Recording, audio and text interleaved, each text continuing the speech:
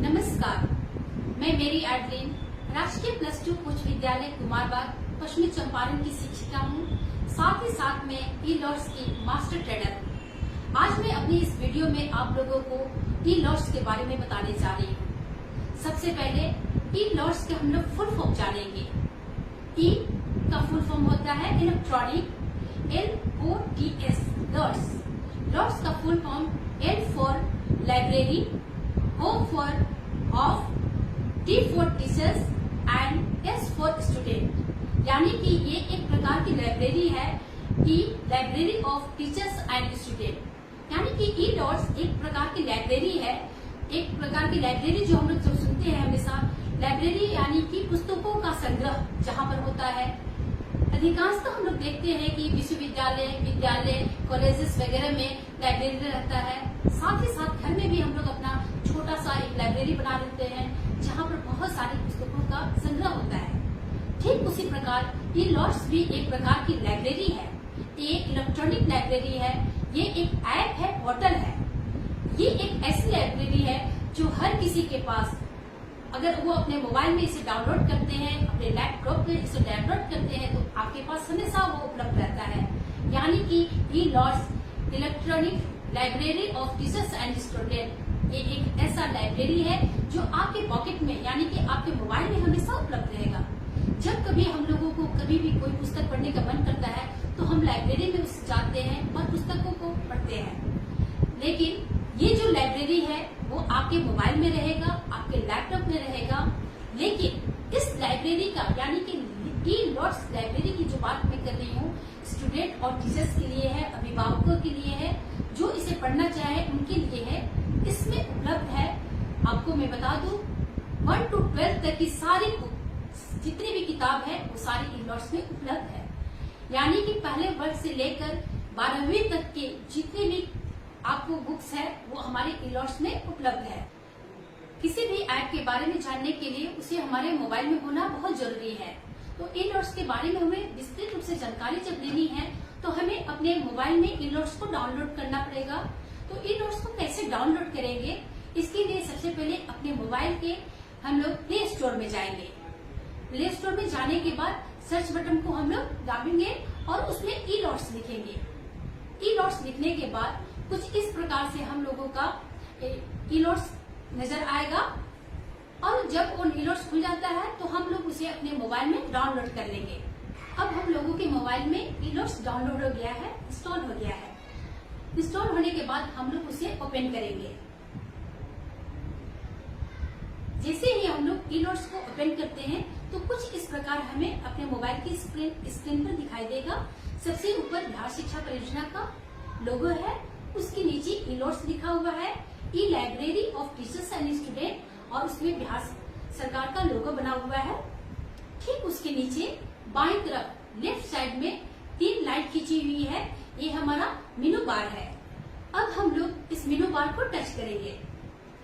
जैसे हम लोग मेनू बार को टच करते हैं तो उसके नीचे कुछ ऑप्शंस खुल रहे हैं, यानी कि कुछ ऑप्शन लिखे हुए हैं, जैसे कि home, class, home, about class, teachers resources. इस तरह करते हुए कैचअप कोर्स बहुत सारे यहाँ पर लिखे हुए हैं और लास्ट में आपको फीडबैक लिखा हुआ है।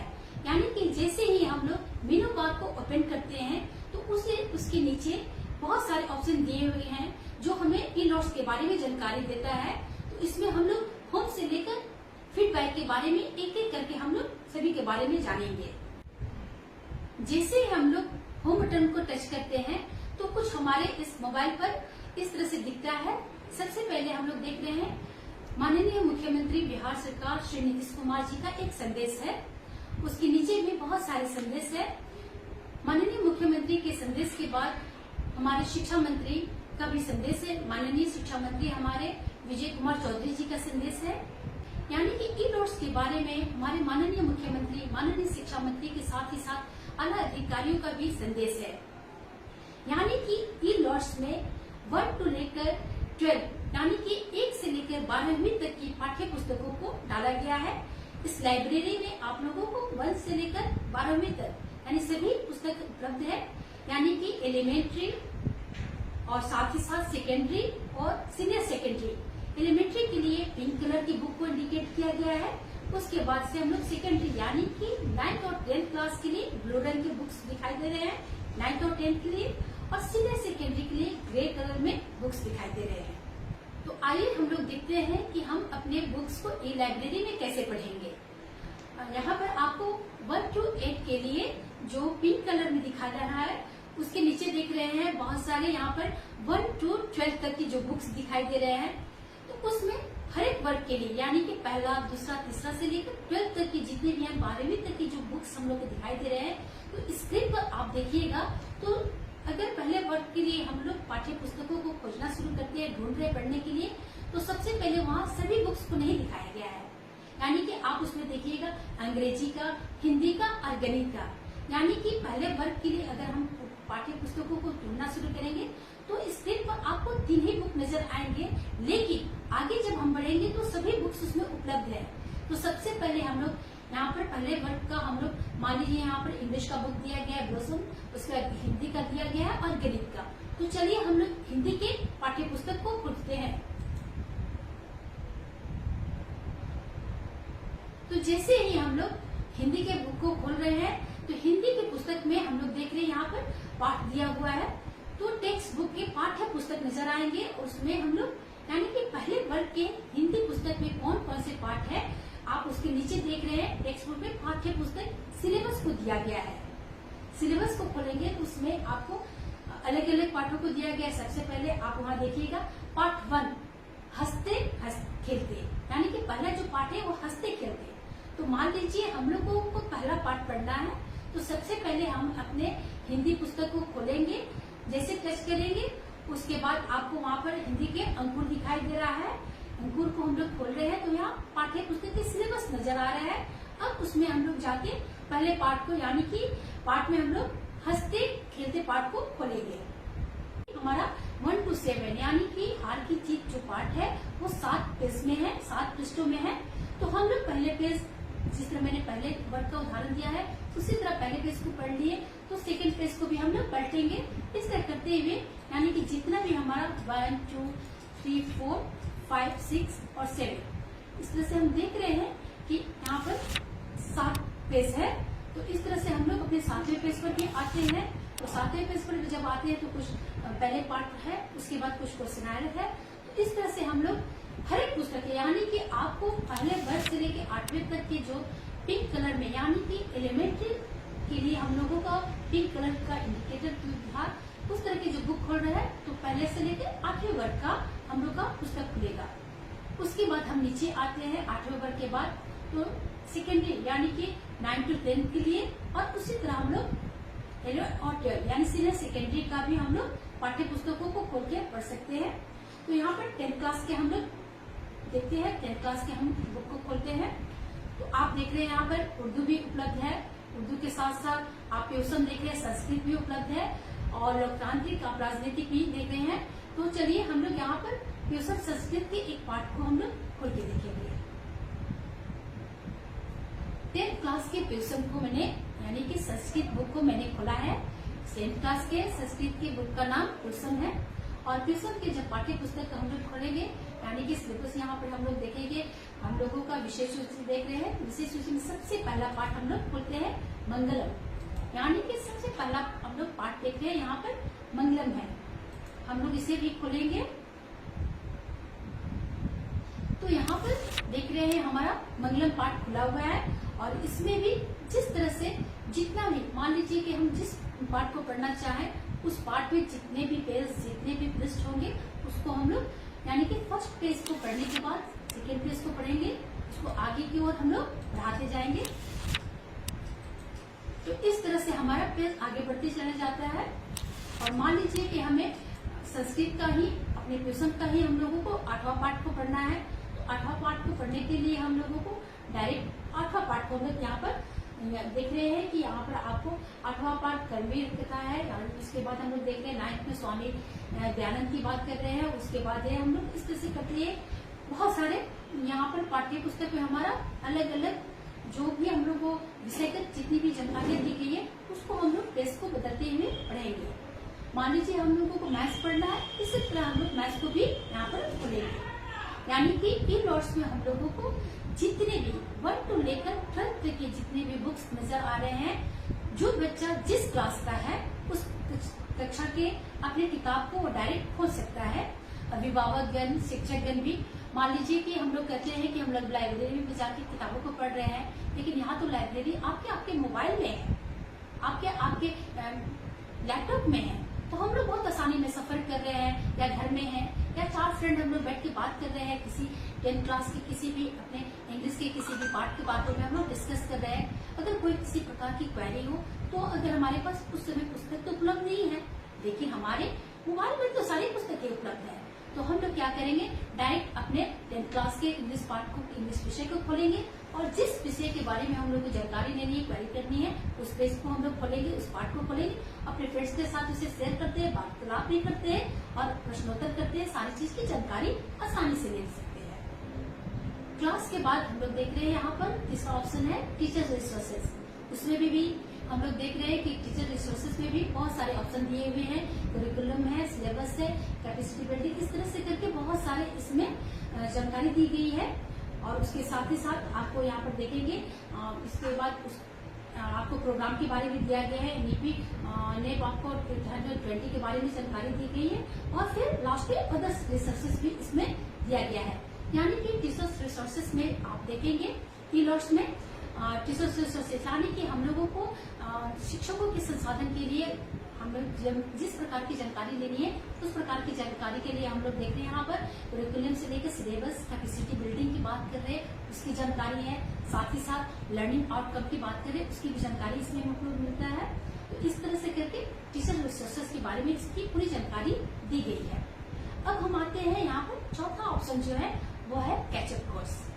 तो आपको जानकारी भी है और मैं बता दूं कि यहाँ पर जिस समय हमारे कोविड-19 के दौरान सारे विद्यालय बंद है, इस दौरान में बिहार शिक्षा परियोजना और साथ ही साथ यूनिसेफ और एसीईआरटी ने संयुक्त रूप से एक प्रयास किया कि कैचअप कोर्स के माध्यम से बच्चों की जो पढ़ाई जो छूट गई है, बच्चों की जो स्कूल से दूरी बन गई है, उन लोगों को विषयगत जानकारी पूरी तरह से जानकारी देने के लिए कैचअप कोर्स का एक प्रकार से हम लोग कहेंगे शुरुआत किया गया था और ये बहुत ही बेहतर रहा।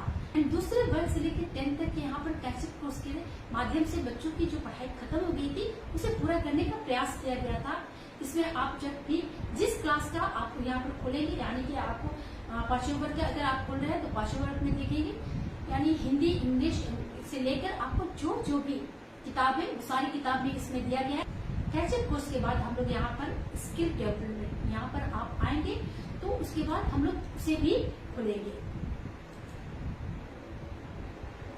तो यहाँ पर देख रहे हैं स्किल की बात कर रहे हैं, कौशल की बात कर रहे हैं, तो आप यहाँ पर सबसे पहले जैसे उसे आप ओपन करेंगे तो यहाँ पर फिजिकल एजुकेशन कार्ड की बात कर रहे हैं और साथ ही साथ स्पोर्ट्स की। यहाँ स्किल डेवलपमेंट यानी कि कौशल विकास की जब बात करते हैं तो बच्चों को यहाँ पर फिजिकल एजुकेशन की जानकारी दी जाती है और साथ ही साथ स्पोर्ट्स की। स्पोर्ट्स में भी बहुत सारे आप जब उसको ये ऑप्शन को खोलेंगे तो वहाँ पर आपको बहुत सारी जानकारी दी गई है। स्किल डेवलपमेंट के बाद हम लोग देख रहे हैं MD/MV यहाँ पर ऑप्शन दिया गया है। MD/MV यानी कि मेरा दूरदर्शन मेरा विद्यालय। यहाँ पर देख रहे हैं मेरा दूरदर्शन मेरा विद्यालय का जो ऑप्शन दिया गया है, जैसे ही उसे हम लोग खोलेंगे तो कुछ इस तरह से नजर आएगा। यहाँ पर मेरा दूरदर्शन मेरा विद्यालय कहने का अर्थ ये है कि कोविड के दौरान में जब हमारा विद्यालय बंद रहा और इस दौरान में लॉकडाउन के कारण हमारे बच्चे स्कूल नहीं जा रहे थे, तो मेरा दूरदर्शन मेरा विद्यालय यानी कि दूरदर्शन के माध्यम से यहाँ पर बच्चों की पढ़ाई को भी उपलब्ध कराई गई है।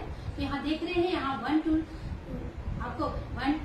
3 4 इस तरह से करते हुए यानी कि 1 to 12 तक के आप देख रहे हैं अलग अलग ऑप्शन यहाँ पर दिखे हुए हैं नीचे में।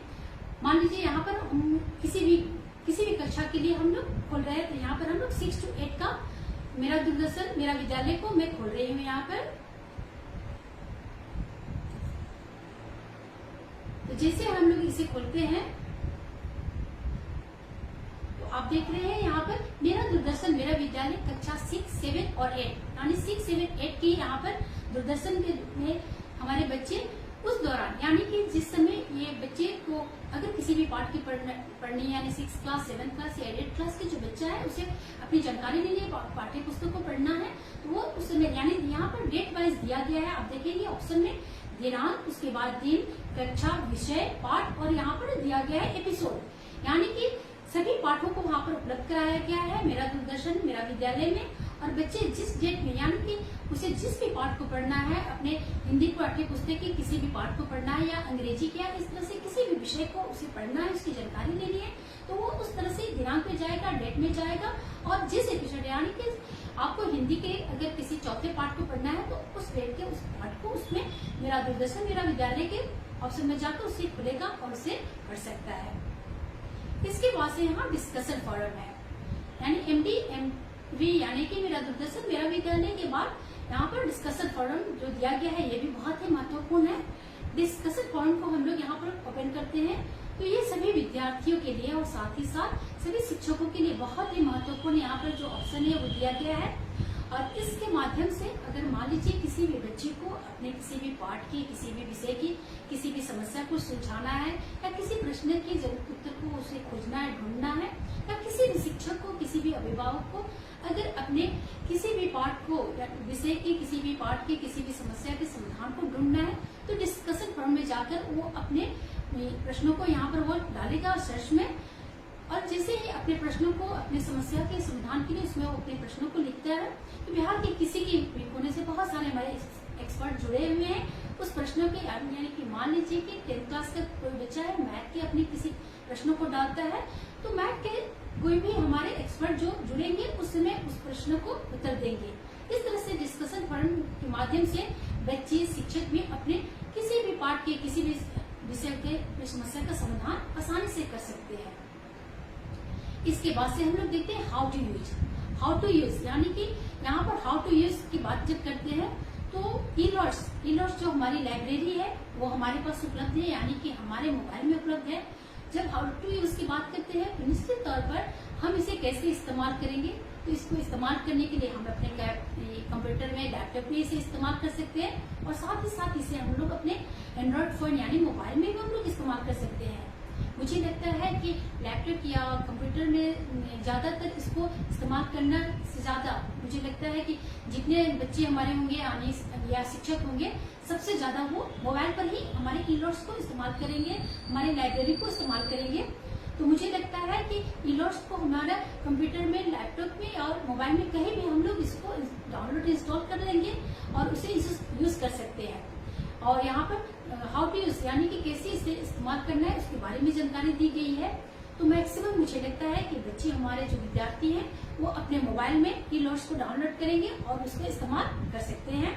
और यहाँ पर कैसे इस्तेमाल करना है उसकी जानकारी दी गई है। आप अपने कंप्यूटर में इसे कैसे इस्तेमाल करेंगे, कैसे यूज करेंगे और साथ ही साथ अपने मोबाइल में भी कैसे इस्तेमाल करेंगे। इसके बाद सबसे लास्ट यानी 10वां यहाँ पर फीडबैक ऑप्शन है। फीडबैक ऑप्शन को हम लोग खोलेंगे तो यहाँ पर देखेंगे, यहाँ पर यूजर कैटेगरी की बात है, उसके बाद से यहाँ पर ईमेल वगैरह है, नेम है और साथ ही साथ message, first name, second name और मतलब मिड नेम और लास्ट नेम करते हुए लास्ट में मैसेज है। यानी कि आप ई-लॉट्स को इस्तेमाल कर रहे हैं, हमारी जो लाइब्रेरी है library of teachers and student की जो बात कर रहे हैं, ई-लॉट्स को आप अपने मोबाइल में रखे हुए हैं, आप उसे इस्तेमाल कर रहे हैं। उसमें बहुत सारी 1 to लेकर 12 तक की जितने भी हमारे पाठ्य पुस्तक है, हमारे पाठ्य पुस्तक की जानकारी आप ले रहे हैं, आप उसके बारे में यहाँ पर फीडबैक दे सकते हैं कि आपको कैसा लगा। यानी कि आपके ई-लॉट्स के माध्यम से जो जानकारी मिल रही है आप उसमें अगर कुछ जोड़ना चाहें तो फीडबैक के माध्यम से हम यहाँ पर मैसेज में देकर इसे सेंड कर सकते हैं। तो यहाँ पर मैंने अपने इस वीडियो के माध्यम से आप लोग को ई-लॉट्स के बारे में जानकारी दिया है और मेरा ये सभी शिक्षकों से, सभी हमारे स्टूडेंट, सभी हमारे विद्यार्थीगण, सभी अभिभावकों से मेरा अनुरोध है कि आप अपने मोबाइल में, आप अपने लैपटॉप में ई-लॉट्स को जरूर डाउनलोड कर लीजिए, इंस्टॉल कर लीजिए, क्योंकि ये आपका ऐसा लाइब्रेरी है जो आपके मोबाइल में हमेशा रहेगा, आपके पॉकेट में, आपके पर्स में हमेशा रहेगा। आप जहाँ कहीं भी विद्यालय में हो, विद्यालय से बाहर हो या कहीं भी सफर में हो, कहीं भी आप जा रहे हैं, आपको अपने पहली से लेकर 12वीं तक के जितने भी पाठ्य पुस्तक है, जिस क्लास के जो बच्चे हैं, आप जो सब्जेक्ट का यहाँ पर जिस पाठ को भी पढ़ना है, आप आराम से अपने मोबाइल में अपने लाइब्रेरी को खोल सकते हैं और इसे पढ़ सकते हैं। मुझे पूरा यकीन है कि आप इससे लाभान्वित होंगे। आइए हम लोग ई-लॉट्स को अपने मोबाइल में डाउनलोड करें और इसका इस्तेमाल करें और इस लाइब्रेरी से हम लोग लाभान्वित हो। धन्यवाद।